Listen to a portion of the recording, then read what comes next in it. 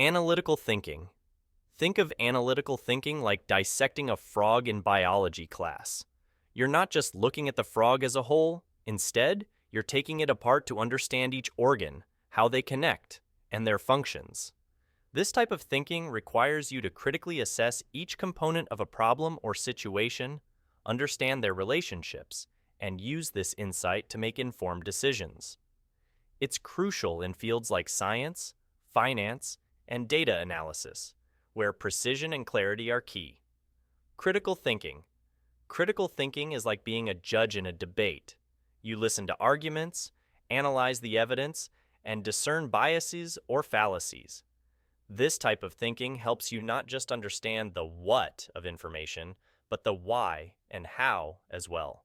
It's about challenging the status quo, asking tough questions, and not accepting things at face value. This is essential in everyday life, from navigating news media to managing personal relationships. Creative thinking. Picture yourself as a jazz musician improvising a solo.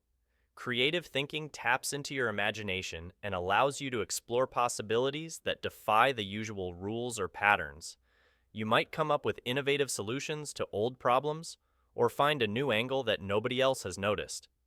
This type of thinking isn't just for artists. It's also crucial for entrepreneurs and anyone who needs to think outside the conventional box. Abstract thinking. Abstract thinking is like looking at a cloud and seeing more than just a mass of water vapor.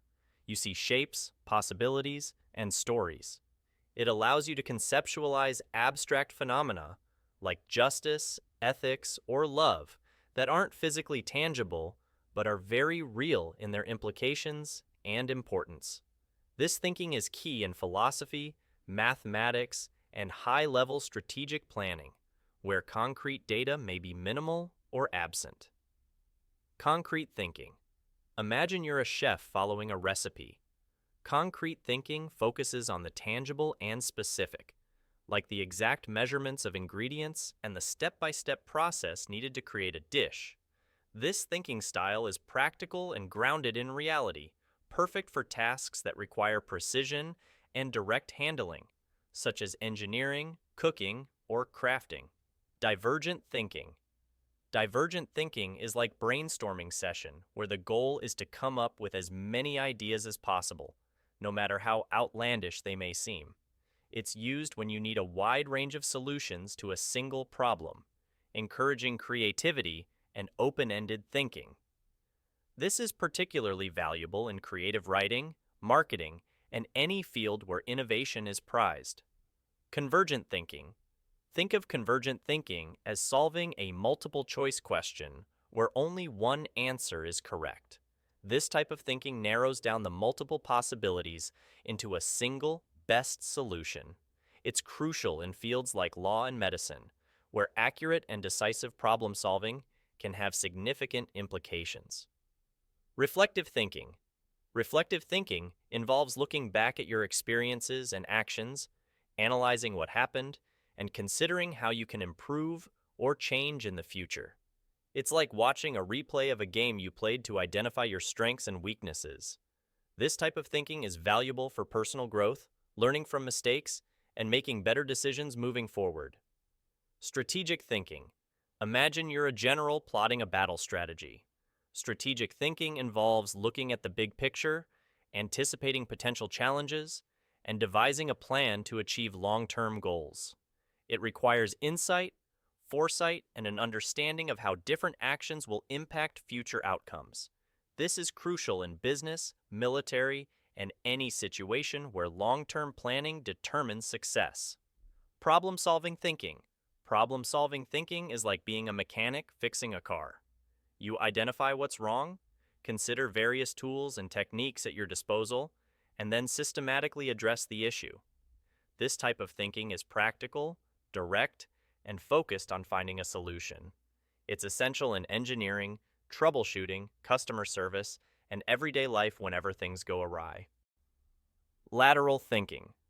Lateral thinking is taking the road less traveled. Instead of following the usual logical paths, you explore ideas that might initially seem unrelated or unusual. This could mean solving a puzzle by an unconventional method, or finding a unique marketing angle for a product. It's crucial for breakthrough innovations and solving problems that seem insurmountable with standard approaches. Systemic thinking. Systemic thinking is understanding that everything is part of a larger whole. It's like looking at the Earth's ecosystem, where each species plays a role in maintaining balance. This type of thinking helps you see how different elements of a system interact and depend on each other, useful in management, environmental science, and policymaking.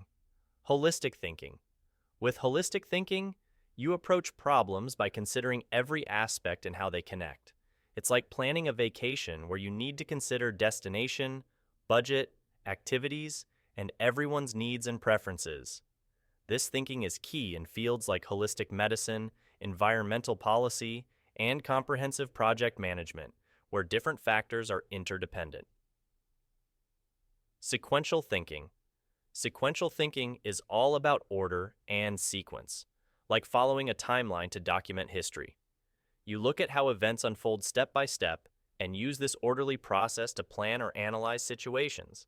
This is crucial in programming, project management, and any field that requires methodical, linear processes. Intuitive thinking. Intuitive thinking is relying on your instincts. Sometimes you make choices based on a feeling or an immediate understanding rather than overt reasoning. It's like choosing a path in the woods because it feels right, even though you're not sure why. This type of thinking is key in decision-making processes where time is limited or data is incomplete. Deductive thinking. Deductive thinking starts with a general statement, theory, or hypothesis and uses it to determine specific conclusions.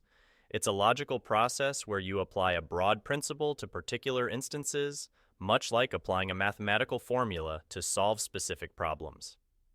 Inductive thinking. Inductive thinking is making generalizations based on specific observations.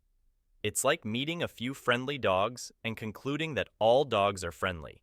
This type of reasoning is common in scientific research and everyday reasoning, where you form broader laws or rules from particular examples. Quantitative thinking. Quantitative thinking involves using numbers and data to define and assess problems. It's like analyzing sports statistics to rate players or using financial models to predict stock performance. This type of thinking is crucial in economics, sciences, and any area where numerical data is a key part of the analysis.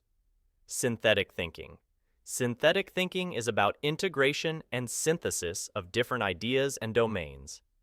Imagine being in a lab, combining various chemicals to create a new substance, or a philosopher synthesizing different theories to form a new concept. This thinking helps in creating new perspectives or solutions by combining existing ones.